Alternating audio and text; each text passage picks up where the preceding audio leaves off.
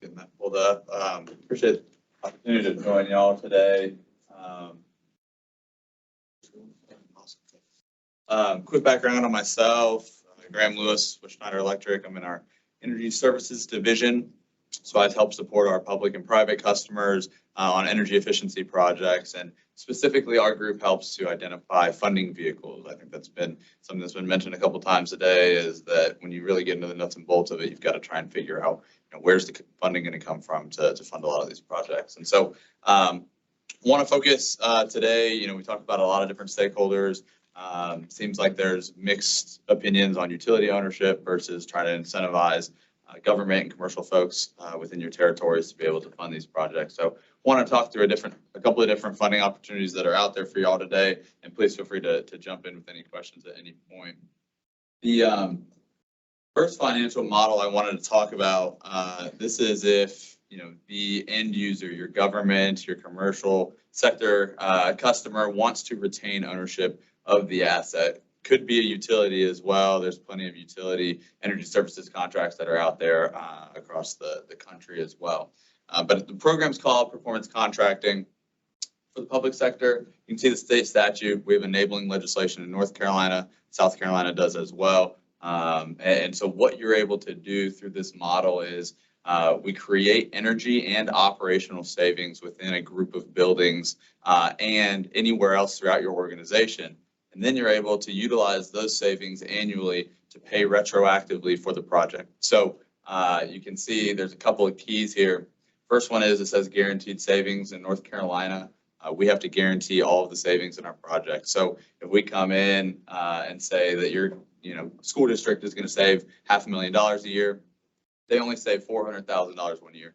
We have to actually write you a check to cover the difference. But the way you're able to get capital funding out of this is that you're allowed to go out 15 to 20 years on these projects, depending on the state that you're in. And so if you're able to capture $500,000 of savings over the course of 20 years, right, you have a significant amount of capital investment that you're getting up front, and you're able to pay for it retroactively.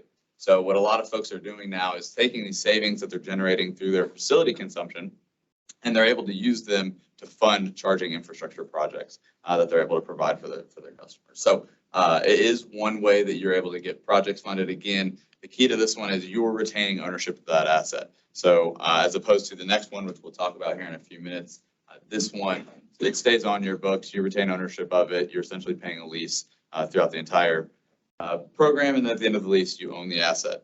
A couple of examples of this, one would be Jersey City up in New Jersey. So they were absolutely wrecked by Superstorm Sandy. One of the things that they realized that was as the floodwaters receded, first thing they've got to do is clean up. And so they had switched their sanitation fleet to going electric. And so what we did within our project that's self-funded through energy savings through their facilities, we actually created a microgrid for them that charges their sanitation vehicles, which are EVs, allows them to help recover quicker from future natural disasters. So it's a bit of a resiliency play as well. Second one that I'll mention is we're currently in design on a project with the North Carolina Department of Public Safety. There are 6 correctional institutions that we're working with across the state. They have 24/7 patrol vehicles that are constantly going around these maximum security facilities. So they're looking to use this model to help fund some of the EV infrastructure and electric vehicles that will be at those sites. Second opportunity is energy as a service. This would be a larger scale project. Think of charging as a service as a smaller opportunity here, but energy as a service would be a larger opportunity within your portfolio, both of fleet and of buildings.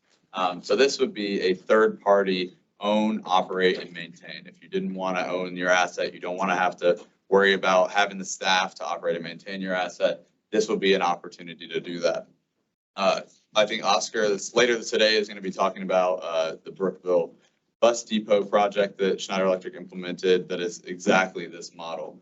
Couple of keys here. So there are several different energy as a service models.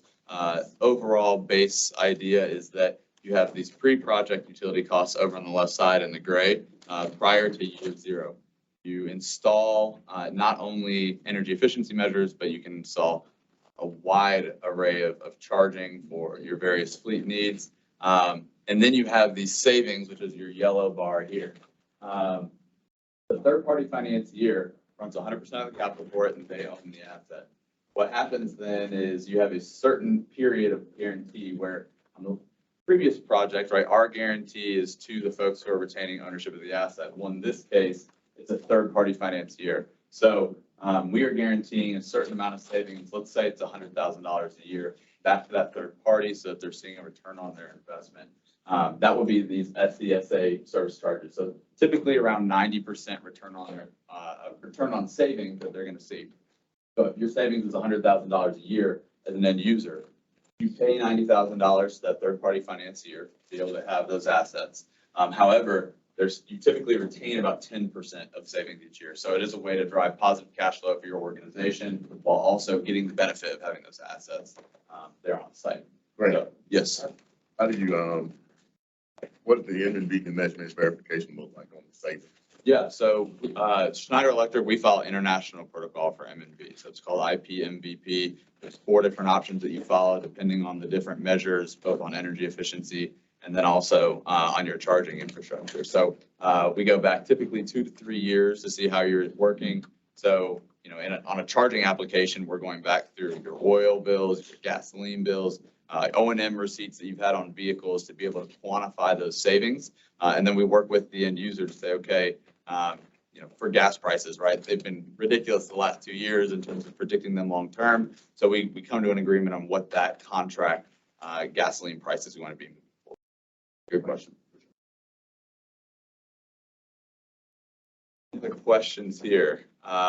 Really, the only other thing that I wanted to mention here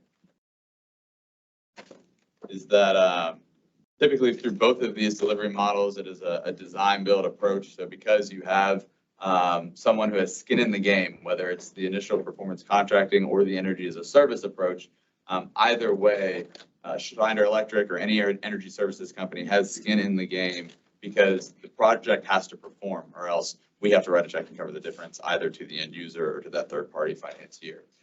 So it's a design build approach. That way you have one company accountability. You don't have to worry about if something breaks, who do you go to, and do you have that staff in-house to manage it. Also, from the funding standpoint, again, the key difference here is we're able to bring this funding to you as opposed to trying to find capital investment, you know, having to raise hikes or rate hikes, anything like that. We bring the funding to the table, so it's a bit of a different approach. And again, this works comprehensively. So whether it is your government, your commercial entity, it's not just looking at your charging infrastructure, but it's looking at your whole portfolio of buildings. So I think one of the things that we've talked about a lot today is trying to manage that load. If you can try and have them offset each other so you don't have to worry about building out for future capacity, it is a comprehensive way to address your energy needs in addition to charging. Thank you all for the time.